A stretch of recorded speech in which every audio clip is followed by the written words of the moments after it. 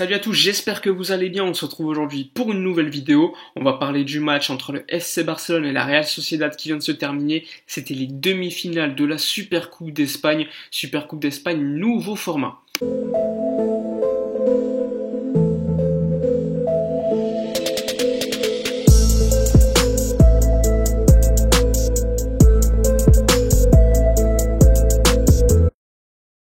Avant de commencer la vidéo, petit instant promotion, mon partenaire maillot a remis en ordre pas mal de maillots qui avaient disparu puisqu'ils sont vite partis. Donc je vous invite à lire la description de cette vidéo. Comme vous pouvez le voir, il y a également un code promotion qui se dénomme Barça. Vous aurez évidemment une réduction si vous l'utilisez. Moi personnellement, j'ai pris de nouveaux maillots, notamment de sélection, que ce soit la sélection du Maroc ou encore l'Argentine ou encore la France.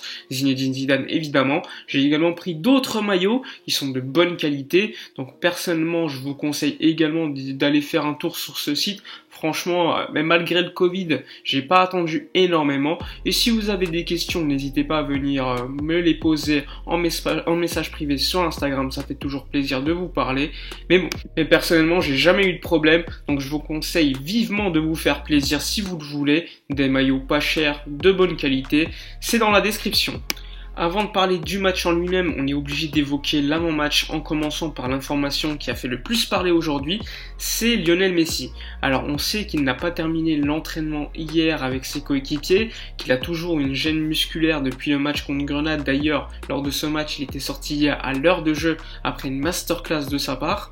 On pensait tous qu'il allait être de retour, que c'était pas trop grave. Alors oui, c'est pas très grave, c'est qu'une gêne musculaire, mais il faut faire attention, Lionel Messi n'a pas 24-25 ans, donc il connaît également très bien son corps, donc il était inutile de prendre un risque, surtout qu'en championnat d'Espagne, on n'est pas dans une situation super confortable. Alors un peu plus tôt dans la journée, on a appris que Lionel Messi était à 90% écarté pour ce match contre la Real Sociedad. On sait que Lionel Messi c'est le joueur le plus important de l'équipe, mais bon, Ronald Koeman a par de nombreuses tentatives essayé de jouer sans Messi et ça s'était plutôt bien passé, notamment en Ligue des Champions. Mais bon, Lionel Messi ça reste Lionel Messi et je préfère l'avoir en forme plutôt qu'avoir un Lionel Messi à 40% et qui finalement se blesse encore plus gravement. Alors concernant la convocation d'équipe, il n'y a pas de surprise, tout le monde était bien présent sauf les habituels blessés, Ansu Fati, Sergi Roberto qui va revenir la semaine prochaine, Gérard Piqué ou encore Felipe Coutinho. Il n'y avait pas également le joueur Matheus Fernandes, le Brésilien qui est venu l'été dernier pour 7 millions d'euros. Mais bon, ça c'est quelque chose d'habituel. Son cas, on va en parler dans une autre vidéo, il y a énormément de choses à dire concernant son arrivée. On sait qu'il y a eu pas mal de magouilles derrière.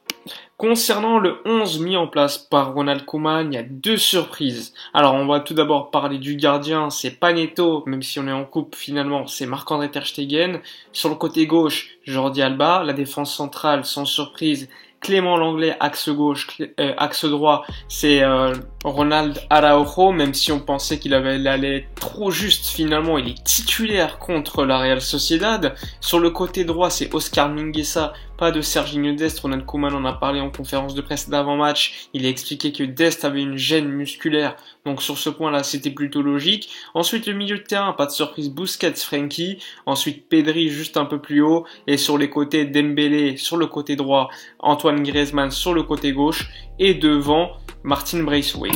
Évidemment, avant le match, on s'attendait à avoir un Griezmann qui joue le rôle de Lionel Messi puisqu'il n'est pas là. On s'attendait également à voir un Dembélé qui step up son niveau, même s'il avait été très bon lors des derniers matchs. Là, il n'y a pas Messi, donc on attendait énormément de choses de Ousmane Dembélé. Personnellement, évidemment, quand tu n'as pas Lionel Messi, tu peux avoir des idées quand même suicidaires avant le match, tu te dis comment on va faire, etc. Mais bon, normalement, collectivement, tu devrais passer outre cela. Après, petit doute sur Oscar Mingueza sur le côté droit, même s'il a l'habitude de jouer à ce poste. En tout cas, il a déjà joué à ce poste à la Masia. C'est pas l'apport que tu t'attends d'un latéral droit au Barça quand tu vois Serginho Dest qui apporte énormément au niveau des courses. Avant le match, j'avais énormément de doutes sur cela. Concernant la Real Sociedad, ils ont mis un 11 très compétitif avec Oyarzabal notamment, Porto, etc.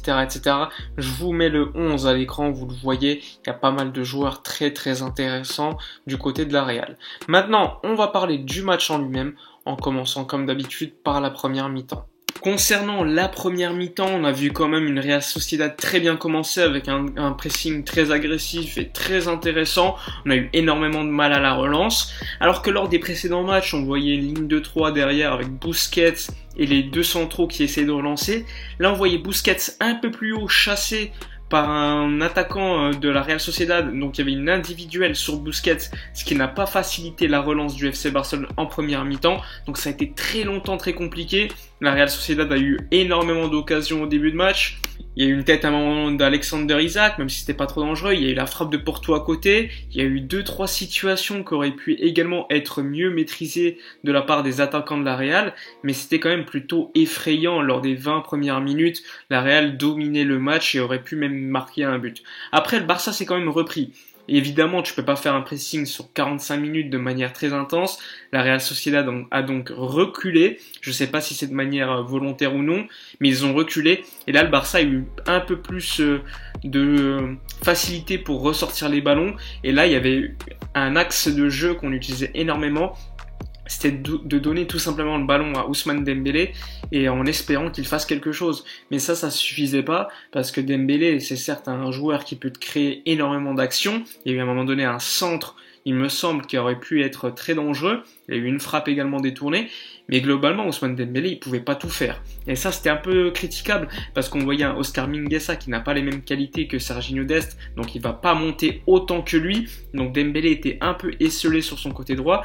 On voyait un Frenkie au début de match, surtout sur le côté gauche, alors que contre Grenade, on le voyait sur le côté droit et Busquets à gauche. Après, pendant la première mi-temps, on l'a vu rebasculer sur le côté droit. Ça, c'était plutôt positif, ça a rééquilibré l'équipe, ça a été plus intéressant. On a eu quelques schémas de passe plutôt intéressants, avec notamment à un moment donné le centre de Dembélé pour Jordi Alba qui s'est foiré, mais dans les intentions c'était plutôt pas mal. Après on a eu un peu plus de contrôle et là il y a eu le but qui est pas venu de nulle part, il faut pas dire ça, mais Martin Braithwaite qui te sort une passe magnifique, un très bon centre de la part de Griezmann, un Griezmann qui était super libre, qui avait le rôle de Lionel Messi, Braithwaite plutôt à gauche et Dembélé à droite.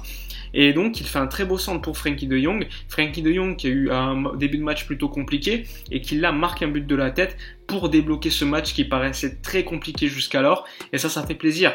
Encore une fois, c'est une passe décisive de Griezmann. Il en avait déjà fait une ou deux, il me semble, je sais plus, contre Grenade. Donc encore une fois, une montée en puissance de l'Hollandais. Et ça fait plaisir. Après, au niveau collectif, on peut pas être super satisfait de la première mi-temps quand même. Il y avait énormément de problèmes au niveau de la relance. Et ça, c'est souvent le cas lors des matchs où tu as une défense centrale composée de Araujo. Même si Araujo, c'est un leader dans l'âme, c'est quelqu'un qui t'apporte énormément défensivement. Au niveau de la relance, c'est quand même plutôt compliqué pour lui. Mais bon, en fin de première mi-temps, on est quand même bien revenu. Je vous mets les statistiques sur l'écran, vous le voyez, la Real Sociedad n'a pas été ridicule, loin de là. Et donc on arrive dans les vestiaires à 1-0, but de Frenkie de Jong. Concernant la seconde mi-temps, ça a vite mal commencé, même si le Barça avait eu une occasion juste avant le penalty provoqué par Frenkie de Jong. Alors penalty sur Frenkie, je sais pas, mais bon, pour moi c'est sifflable, comme ce n'est pas sifflable. Donc l'arbitre a interprété qu'il y avait main. Donc bon, penalty pour la Real Sociedad, converti encore une fois par Oyarzabal qui est un maître en la matière. Après, le Barça a essayé de revenir, il y a eu des actions, il y a énormément de contre-attaques. À un moment donné, il y a Ousmane Dembélé qui fait un centre et malheureusement, il n'y a personne dans l'axe. C'est dommage. Il y a eu d'autres occasions. La Real Sociedad également a eu des occasions très dangereuses, notamment avec Isaac. Mais bon, Marc-André Ter Stegen, encore une fois, a été plutôt décisif en seconde mi-temps. Franchement, on a vu quand même un match en seconde mi-temps assez décousu. Les deux équipes étaient souvent coupées en deux, vu qu'il y a énormément de contre-attaques. On peut pas dire que le Barça en seconde mi-temps était physiquement haut niveau. La Real était beaucoup plus haut niveau en seconde mi-temps au niveau physique. On a vu que peut-être qu'ils n'ont pas pressé pendant longtemps en première mi-temps, mais en seconde mi-temps, ils ont bien mieux tenu physiquement par rapport au Barça qui a vite tiré la langue. On a vu une sortie de Martin Braithwaite et une rentrée de Trincao sur le côté gauche, mais bon, cette rentrée était quand même plutôt tardive, sachant que le Barça n'a pas eu énormément d'occasions en seconde mi-temps. À un moment donné, il y a une frappe de Pedri. On aurait pu mieux faire quand même en seconde mi-temps. Il y a des contre-attaques. À un moment donné, il y a Frenkie de Jong qui part tout seul au but. Il met une passe à Dembélé qui contourne et qui tire juste à côté. Mais globalement, on était trop naïf devant les cages de la Real Sociedad. Je pense qu'avec un grand Messi ce soir, on peut en mettre au moins 1 ou 2 supplémentaires. Logiquement, sont arrivées les prolongations. Alors, on s'est énormément ennuyé lors des prolongations. Il y a eu une occasion côté FC Barcelone, c'est Ousmane Dembélé. On a eu peur à un moment donné qu'il s'est blessé, mais finalement pas de blessure pour lui. Sa cheville a quelque peu tourné après sa frappe et son occasion manquée, mais finalement il est re-rentré après, donc plus de peur que de mal pour Ousmane Dembélé à ce moment du match. Je voulais dormir, c'était vraiment ennuyeux et le calendrier était complètement infernal. Comment tu peux mettre une super coupe d'Espagne en plein mois de janvier, vu le calendrier actuel et sans prolongation?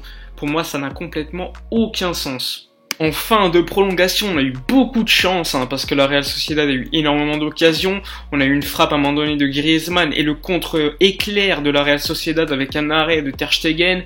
Puis encore une fois, Januzaj qui a failli marquer. Puis encore une fois, Januzaj qui fait un coup franc sur le poteau détourné par Marc-André Ter Stegen. Ter Stegen a sorti quand même 3-4 grosses parades en prolongation et ça démontre encore pourquoi c'est l'un des meilleurs gardiens du monde, ou sinon le meilleur gardien du monde depuis déjà quelques années avec Neuer, Oblak et peut-être quelques autres. Enfin bref, on est donc arrivé aux tirs au but. Les tirs au but, on sait que le Barça à la base a énormément de mal avec les pénaltys ces derniers temps. Séance de tir au but surréaliste avec énormément de manqués, Ter Stegen complètement fou.